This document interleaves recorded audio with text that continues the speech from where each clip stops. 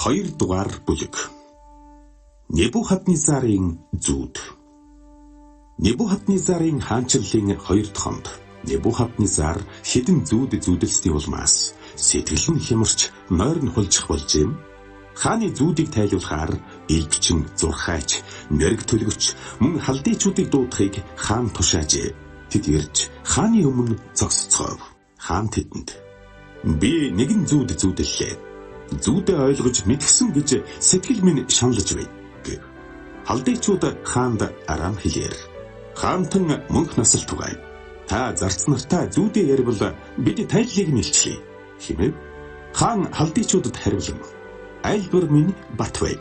Тэр та нар надад зүүдийг тайлалтай нь эс мэдүүлбэл та нарыг мөчмчөрчин тасчин хайж гэр орныг чинь хогон овоо болгоно. Харин та нар зүүд болон түүний тайллыг хэлбэл надаас бэлэг шагнал ба үлэмж хүндэтгэл хүртэх болно.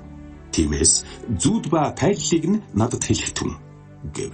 Тэд 2 дахин хариулан хаантан зарц нартай зүүдээ ярьсгай. Тэгвэл бид тайллыг нь айлтгая хэмээжэв. Хаан хариулан хэлэхдээ айлдвар минь бат гэдгийг харж буйтул цаг хожихыг хичээж байгааг чинь би лавтай мэдэж бай. Хэрв та нар надад зүүдийг мэдүүлэхгүй бол та нарт зориулсан ганцхан лүндэн бий. Учир нь цаг үе өөрчлөгдөх хүртэл та нар миний өмнө худал хийгээд мэхлэх үгсийг ярихаар тохиролцсон бай. Тиймээс надад зүүдийг ярих түн. Тэгвэл та нар тайллыг өгч чадна гэдгийг нь би мэдэх болно хэмэв. Халдыйчууд хаанд хариулан хааны асуудлыг хэлж чадах хүн газар дэлхий дээр нэг ч үгүй ба ямар ч агуу хүчтэй хаан эсвэл удирдагч иймэрхүү зүйлийг ямар ч илбчин зурхайч халдыгаас шалгаж байгаагүй. Түүгээс барахгүй хааны шаардсан зүйл хэцүү. Үүнийг мах бодёр үл оршигч бурхтаас өөр хэн ч хаанд илчилж чадахгүй гэв. Энэ бүхнээс болж хаан уурлан маш их унтууцж Вавилоны хамаг мэрэгдийг устгахыг тушаав. Мэрэгдийг хөнөөх тухай лүндэнч гарчээ. Тэгээд Даниэлийг бас нүхтийг нь ч хөнөөх гэж хайв. Тэгтэл Вавилоны мэрэгдийг хөнөөхөөр явж буй хааны бие хамгаалагчдын ахмад Ариохтай Даниэл ухаалгаар болгоомжтой ярилцсан. Тэрээр хааны ахмад Ариохт хариулан хааны лүндэн яагаад ийм яруу байгаа юм бэ гэсэн Ариох энэ хэргийн талаар Даниэлд мэдүүлв. Даниэл дотгош орж хаанд тайллыг айлтгахын тулд хугацаа өгөхийг хаанаас гуйв.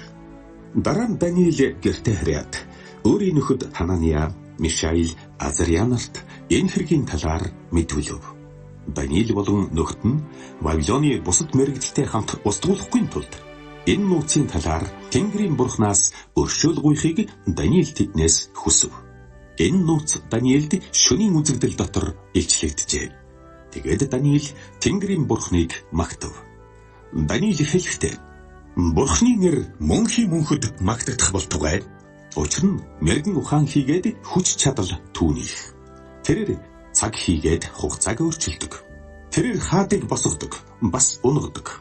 Тэрээр мэрэгдэд мэрэгэн ухааныг, хэрсүүд мэдлэгийг өгдөг. Гүн хийгээд нууц юмсыг тэр л илчилдэг. Харанхуйд юу буйг тэр мэддэг. Гэрэл түнтэй хамт оршдог. Эцэг өвгдийн бурхан танд би талархал, магтаалыг өргөе. Учир нь та надад мэрэгэн ухаан, хүч чадлыг өгсөн билээ. Одоо ч гэсэн танаас бидний гуйсан зүйлийг та надад мэдүүлсэн. Хааны асуудлыг та бидэнд мэдүүлсэн билээ гэв. Тиймээс Вавилоны мэрэгдийг устгахаар хааны төмөлсөн Ариох дээр Даниэл очоод Вавилоны мэрэгдийг бүү устгах тун намайг хааны өмнө аваач. Тэгвэл би тайллыг хаанд айлтгая гэв.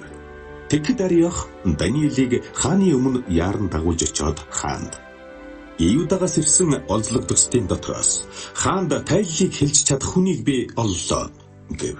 Бэлтгэж хазар хэмээх нэртэй Даниэлд хандаж хаан миний үдсэн зүүд болон тайллыг нь чи надад мэдүүлж чадах уу гэж Даниэл хааны өмнө хариулан хааны шаардсан нууцыг мэрэгд, зурхайчид, элбчид, төлгөч нарын аль нь ч хаанд мэдүүлж чадахгүй. Харин нууцуудыг илчилдэг бурхан тэнгэрт байдаг бөгөөд хожимын өдрүүдэд юу тахиалдахыг тэрээр Небухаднецар хаанд мэдүүлжээ. таныг орондоо байхад толгойд тань үзэгдсэн зүүд ба зүүн ийм болоё.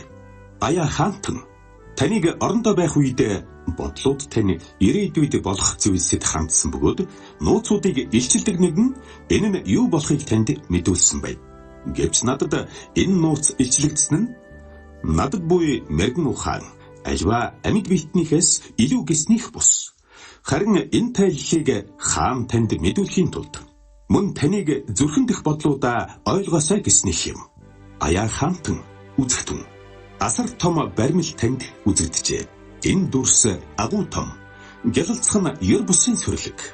Өмнө тань тэр сүндэрлэж байсан бөгөөд дүр нь хэртхийн байв.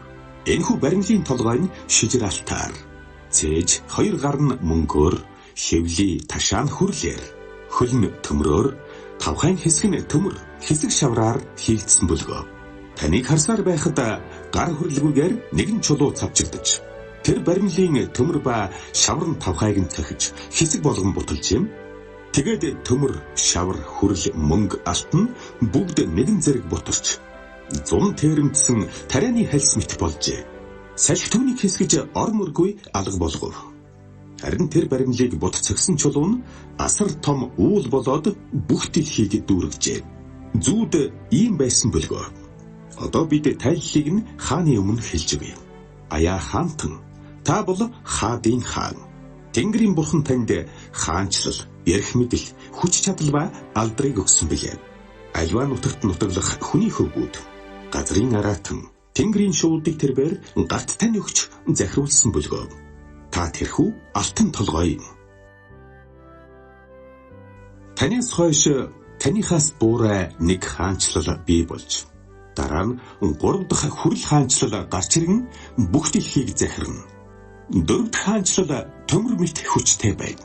Төмөр хамаг ямиг эвдэж нураадгийн адил тэр бүхнийг хэсгэлэн буталж бяцлана. Таны үзснээр хэсэг нь варын шавар, хэсэг нь төмөр бүхий тавхай болон хөлийн хуруунууд бол хуваагдсан хаанчлал байх болно. Төмөр нь жирийн шавартай холилдсныг та үзсний адил тэр хаанчлал төмрийн хүчтэй байх юм. Хөлийн хуруунуудын нэг хэсэг нь төмөр, нөгөө хэсэг нь шавар байсны адил тэр хаанчлалын зарим хэсэг нь хүчтэй, нөгөө хэсэг нь хэврэг байх болно. Төмрийг жирийн шавартай холилдсныг үзсэн мэтээр тэдгээр нь хүний үр удмаар хоорондоо холилдох болно. Харин төмөр шавартай эс холилддог луга адил. Тэдгээр нь ч хоорондоо наалдахгүй. Тэр хаадын өдрүүдэд хизээч устдашгүй нэг хаанчлалыг Тэнгэрийн бурхан байгуулах бөгөөд тэр хаанчлал бусад ард түмний гарт орохгүй. Тэр нь өнөө бүх хаанчлалыг бутлан сөнөөх боловч өөрөө мөнхөд байх юм. Гар хөрлгүүгээр уулнаас нэгэн чулуу цавчигдан төмөр, хүрэл, шавар, мөнгө, алтыг эвдэхийг та үзсэн шиг хожим юу болох тухай агай их бурхнаас хаанд мэдүүлжээ. Энэ зүуд үнэн, тайлхинч итгэмжтэй хэмээн өгүүлв. Даниил ба нөхтөн дэвшив. Тэгэд Небухаднезар хаан нүрээр явнан Даниилд мөргөөд түүнд зариулан тахил өргөж анхлан утлаг өгүүлэхийг тушаав. Хаан Даниилд хариулан чи энэ нууцыг илчилж чадсан тул үнэхээр бурхан чинь бурхтын бурхан, хаадын эзэн, нууцыг илчлэгч мөн гэв.